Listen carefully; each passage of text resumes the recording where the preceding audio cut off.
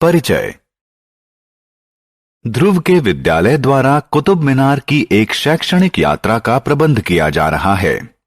इतिहास की अध्यापिका लता मैडम विद्यार्थियों को चारों तरफ ले जाती हैं और स्मारक के बारे में कई रुचिकर जानकारियां बताती हैं। दूसरे विद्यालय के कुछ लड़कों की हंसी से उनका ध्यान बंटता है। वे मुड़ते हैं और देखते हैं कि दो लड़के दीवार पर अपना नाम लिख रहे थे। लता मैडम ने उन्हें बताया कि ऐसी स्मारकें सार्वजनिक संपत्ति होती हैं। भारत के नागरिक होने के नाते इनकी रक्षा करना हमारा कर्तव्य है। आइए इस पाठ में संपत्ति के बारे में और जानें।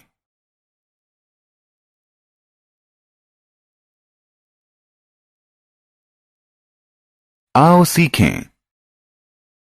संपत्ति को परिभाषित करना, सार्वजनिक और निजी संपत्ति में भेद करना, संपत्ति के संरक्षण का महत्व बताना। संपत्ति किसी व्यक्ति या व्यक्तियों के समूह या सरकार के स्वामित्व वाली सभी चीजों को संपत्ति कहते हैं। घर, वाहन, खेत, ऐतिहासिक स्मारक, रेल और डाकघर इत्यादि संपत्तियां हैं।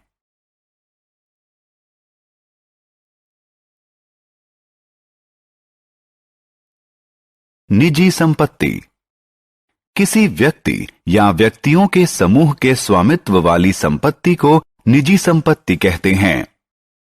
उदाहरण स्वरूप फर्नीचर, कार, घर, जमीन या आभूषण सभी निजी संपत्तियां हैं क्योंकि उनका स्वामित्व किसी एक व्यक्ति या व्यक्तियों के समूह के पास होता है। निजी संपत्ति के स्वामी अपनी संपत्ति को बदल सकते हैं, बेच या खरीद सकते हैं या जला भी सकते हैं। सार्वजनिक संपत्ति सरकार के स्वामित्व वाली संपत्ति को सार्वजनिक संपत्ति कहते हैं। ऐसे संपत्ति का उद्देश्य आम लोगों का हित होता है। ये लोगों के उपयोग के लिए उपलब्ध रहती हैं। देश के सभी लोगों को इनके प्रयोग का समान अधिकार है। सार्वजनिक पार्क, रेल, डाकघर, सड़क, सरकारी विद्यालय, सरकारी कॉलेज और सरकारी अस्पताल सार्वजनिक संपत्ति हैं। क्योंकि सार्वजनिक संपत्ति की स्वामी सरकार होती है, इसलिए सरकार ही उन्हें बेच या बदल सकती है या नष्ट कर सकती है। निजी संपत्ति का महत्व। संपत्ति का स्वामित्व किसी व्यक्ति के सामाजिक स्तर को सुधारता है। निजी संपत्ति को आपातकाल में धन के बदले बेचा जा सकता है।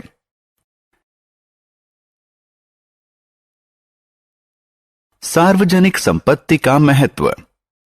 पार्क, अस्पताल, सड़क, रेलवे स्टेशन इत्यादि सार्वजनिक संपत्ति का जनहित के उपयोग के लिए होती हैं। ये जनता को सुविधा और सुरक्षा प्रदान करती हैं। कुछ सार्वजनिक संपत्तियां जैसे ऐतिहासिक स्मारक हमारे गौरवशाली इतिहास को दर्शाती हैं। वे देश की शान होती हैं।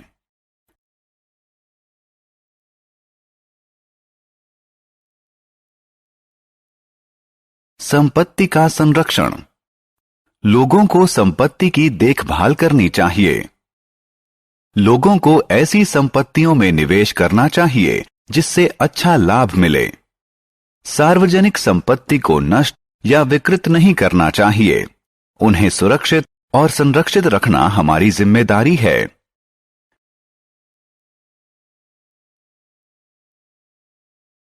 हमने क्या चर्चा की? किसी व्यक्ति या व्यक्तियों के समूह या सरकार के स्वामित्व वाली किसी भी चीज को संपत्ति कहते हैं। निजी संपत्ति का स्वामित्व किसी व्यक्ति या व्यक्तियों के समूह के पास होता है।